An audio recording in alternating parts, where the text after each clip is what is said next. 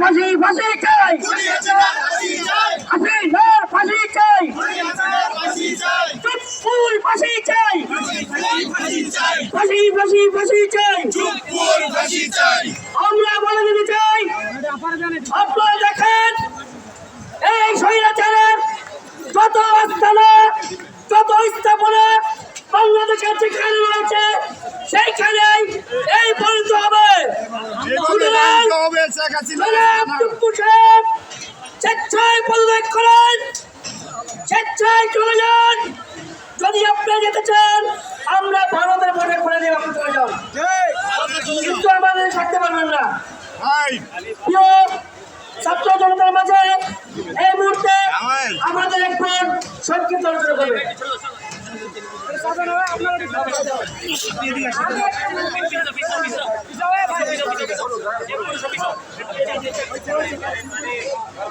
আমার নাম জান্নাতুল ফেরদাউস, আমি মাদ্রাসাতে পড়াশোনা করছি। মানে এই যে ওনার বাড়ি যে ভাঙাচোরা হবে, মানে ভাঙা হবে, আমি এই বাড়িটা যে ভাঙা হবে, আমি 20 বছর আগে থেকে দোয়া করতাম যে আল্লাহ আওয়ামী লীগ সরকার যদি চলে যায় বিএনপি যেন আসে। আমি ছোটবেলায় গান গাইতাম, আমি পিএইচডি করছি আসাম ইউনিভার্সিটি থেকে, হাফেজ আমি স্বপ্নে হাফেজ মাওলানা মুফতি মুফাসসির মুহাদ্দিস আর পিএইচডি করছি আসাম ইউনিভার্সিটি থেকে। আমি হাইকোর্টের লিগাল অ্যাডভাইজার, সুপ্রিম কোর্টের লয়ার, বার অ্যাসোসিয়েশনের অ্যাডভোকেট ফাতেমা। আমি ছোটবেলায় একটা গান গাইতাম, বলতাম কি আমার আম্মুকে বলতাম যে একটা গান বলে সুন্দর,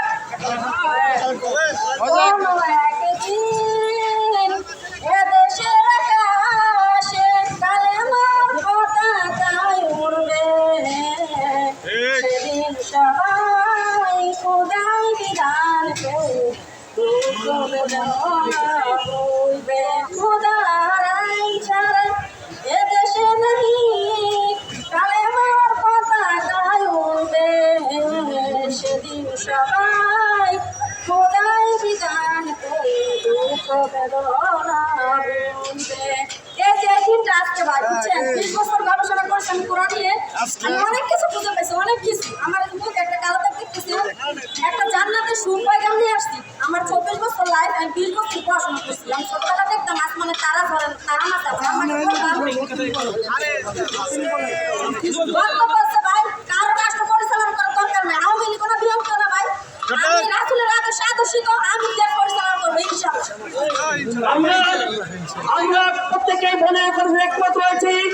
প্রিয় ভাই বন্ধুরা, আপনারা জানেন যে এই দেশে গণঅভ্যুত্থান হয়েছে, সাথে সাথে সকল বন্দীদেরকে মুক্তি দেওয়া হয়েছে, কিন্তু বড় ভাগ্যদর্শিত বলছি এখনো কারাগারে অনেক ব্রিটিশ সরকার আমলে অনেক ওলামা ইকরাম সহ নিরপরাধ খেটে খাওয়া মেহনতি মানুষ, মজদুর, বিভিন্ন পেশার মানুষ যারা নাকি শুধুমাত্র ধর্ম লালন করার কারণে, ইসলামকে মুখে ধারণ করার কারণে তাদেরকে বিভিন্ন অজুহাতে জঙ্গিবাদ, বিভিন্ন সন্ত্রাসী মামলার ভিতরে রেখেছেন।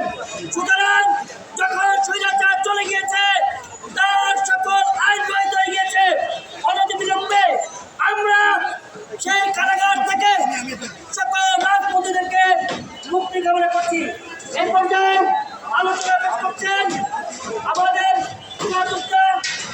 মাওলানা খান মোহাম্মদ আবুবকর। সিনেমা